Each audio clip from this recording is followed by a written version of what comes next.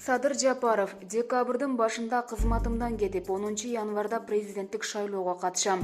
Кыргызстанда президенттик шайлоо 10 январда өтөт.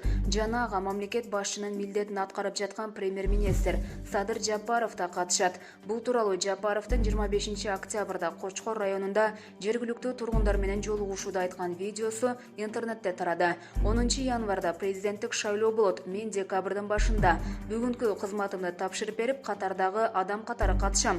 Өтсөм ажо болом, өтпөсөм сиздердин араңыздарда жөнөкөй эле жаран бойдон калам, деди ал. Булак Азаттык. Баткендеги чек-арачы тажик тарап суу түтүктөрүн кайрала баштады. Тажикстандын жарандары такталбаган чек-ара тилкесинде орнотуп жаткан суу түтүктөрүн демонтаж кыла баштады. Бул тууралуу мамлекеттик чек-ара кызматы кабарлады. Ага ылайык аталган кызматтын төрагасынын биринчи орун басары Абдикарим Алимбаев кыргыз-тажик чек-арасындагы кырдаалды турукташтыруу үчүн күч түзүмдөрүнүн жетекчилери менен жыйын курган. Бүгүнкү сүйлөшүүлөрдүн жыйынтыгы боюнча саат 14:50 тажик тарап кечээ такталбаган мамлекеттик чек-ара тилкесинде орнотуп жаткан суу түтүктөрүн демонтаж кыла баштады деп айтылат маалыматта.